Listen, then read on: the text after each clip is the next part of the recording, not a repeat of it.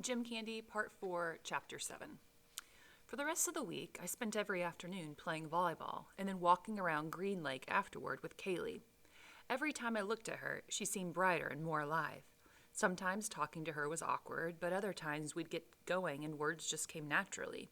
On Thursday and Friday, I drove Kaylee home. "It's cool that you have your license," she said. "I didn't get held back or anything," I said. "My dad just didn't start me when I was 5. "My parents did the same thing with my younger brother," she said. Saturday, the plan was to play volleyball, walk the lake, eat at Green Lake Cafe, and then see a movie at the Majestic Bay. When I left the house after lunch, I told my mom I'd be home late. "Good," she said. "Glad to hear it." Parking was much harder than usual by Green Lake. As I neared the field, I could tell something was different. Instead of pickup volleyball games, a tournament was going on.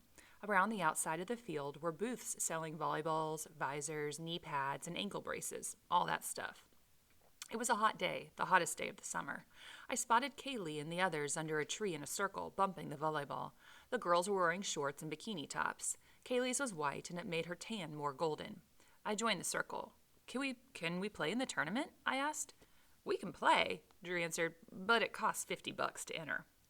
$50? I asked. $50, he replied, "and when we lose twice, we're out." We bumped a little longer until finally Natalie Vick caught the ball. "We've got to decide." "I say no," said Deshawn. "We got no chance. It's a waste of money." "So what are we going to do instead?" Kaylee said. "How about we go swimming?" Drew suggested. "We could swim and then walk around the lake to dry off." Within minutes, the girls were in the water with Drew right behind them. Deshawn had been wearing high-top basketball shoes, so it took him time to unlace them. "I'll stay up here and watch everybody's stuff," I said to him. "Nobody's going to take anything," he said. "I don't feel like swimming." Deshawn shook his head. "It's a zillion degrees. There are 3 girls out there in little bikinis waiting for you, and you don't feel like swimming? You're nuts." He turned round down the beach and dived into the water. I saw Kaylee talking to him, and then she swam toward me. "Come in the water, Mick," she called out. "It's not cold, really." Then Heather and Natalie started calling for me to join them. I didn't know what to do. I'd been taking the Nolvadex for nearly a week. I thought my nipples had pretty much gone back to normal, but I still had some zits on my back and chest. The girls kept waving and calling. Other people on the beach were starting to stare. I felt like an idiot, so I took off my shoes and shirt and raced into the water until it was knee-high, then dived and swam out to them. I stayed hunched down, treading water, only my head visible. The girls were doing the same thing, hiding their bodies. We splashed each other for a while, and then Deshawn and Drew swam over to a pier that juts into the water, climbed up, and dived off. Soon Heather and Natalie started diving too. "You want to dive?" Kaylee asked. "Not really," I said. After about 10 minutes, the rest of them climbed out and sat on the pier in the sun, talking and sunbathing. "You want to sit on the pier?" Kaylee asked. "You go ahead. I'll just go back to the beach and dry off." "I'll get out too," she said. "No, don't. Stay with them." "Only if you do." What could I do? I liked her. I didn't want her to think I was weird. Besides, I wasn't really sure if anybody would notice anything. It's not as if I were the only guy in high school in the world with a few zits on his chest and back. So I swam over to the pier, grabbed hold of the ladder, and pulled myself up. Kaylee had climbed up before me and was just sitting down. As soon as I stepped on the wood planks, she looked at me. She'd been smiling, and then her face dropped. I looked down at my body. In my bathroom, with the nightlight on, my chest hadn't seemed too bad. But out in the bright sunlight, there was no pretending.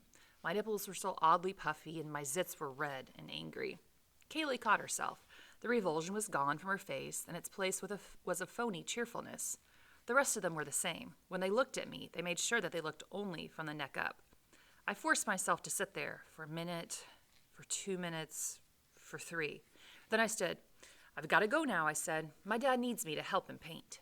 Before anyone could object, I walked the length of the pier back to the beach. I dried myself a little with my shirt and then pulled it on. How stupid could one person be? I looked back for a split second. Kaylee had stayed on the pier with the rest of them, which is where I wanted her to be. Once I got into my Jeep, I turned the radio on full blast and drove, taking every turn hard and fast. I drove east on 45th, away from Green Lake, from my home, from Shills Hole High, from Popeyes, from everything. I was headed nowhere, just away. I wasn't sure if I wanted to think or if I wanted to keep myself from thinking. I followed 45th out to I-5 and headed south. When I saw the turnoff for I-90 a couple of miles later, I took it and then drove up into the mountains toward eastern Washington, where I used to go camping with my dad. As I drove, my mind was racing. What did I want, really? In Ellensburg, I bought a sandwich in a supermarket and ate at a picnic table at a rest stop. Then I got back in the car and drove another hour. Just outside Yakima, I followed the tank at an I filled this tank at an Arco station. After I paid, I headed back to the freeway. I could have kept driving, though Yakima and south into Oregon. But what was the point? I was tired of thinking, tired of driving, tired of everything. When I exited the gas station, I took the Seattle on-ramp.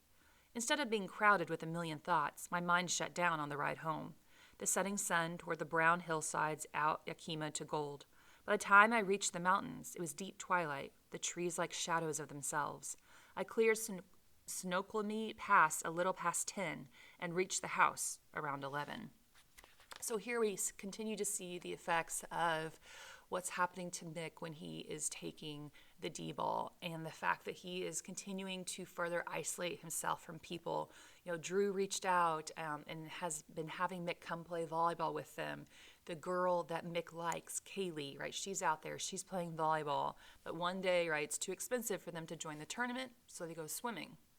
And Mick had been taking, right, the supplement to help him with the side effects of the D-ball.